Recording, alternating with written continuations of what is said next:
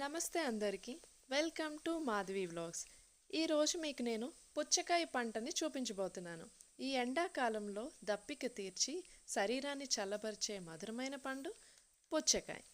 ఇది ఈ ల్యాండ్ మా క్వార్టర్స్కి 1 కిలోమీటర్లో ఉంటుంది.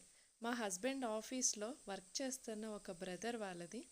పుచ్చకాయ టేస్ట్ చాలా బాగుంది.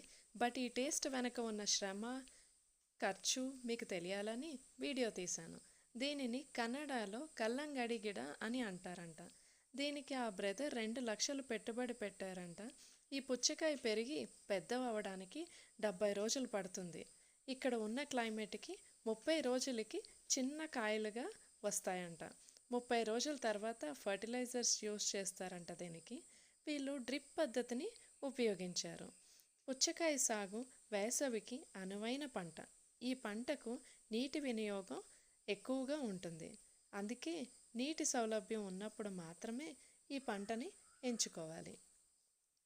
వీళ్ళు కోతల విషయంలో చాలా జాగ్రత్తలు తీసుకోవాలంటండి.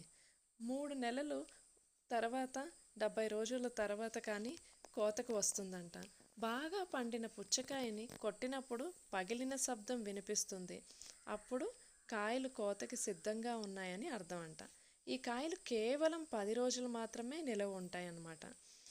రైతులు మనకు ఆహారాన్ని అందించేవారు. వారి కష్టపడ్డ శ్రమ ద్వారానే మనం జీవించగలుగుతున్నాం. వారి కష్టాలను, వారు ఎదుర్కొనే సవాళ్ళను అర్థం చేసుకోవడం ద్వారా వారి పట్ల మనకు గౌరవం, కృతజ్ఞత పెరుగుతాయి. వాతావరణ మార్పులు మరియు ఎక్కువ వర్షాలు పంటల్ని దెబ్బతీస్తాయి. ఇది రైతుల్ని నష్టాలను కలిగిస్తుంది. రైతుల కష్టాలను, వారు ఎదుర్కొనే సవాళ్ళను మనం అర్థం చేసుకోవాలి మరియు వారిని గౌరవించాలి. ఈ వీడియో కనుక మీకు నచ్చినట్టయితే లైక్ చేయండి, షేర్ చేయండి, సబ్స్క్రైబ్ చేయండి.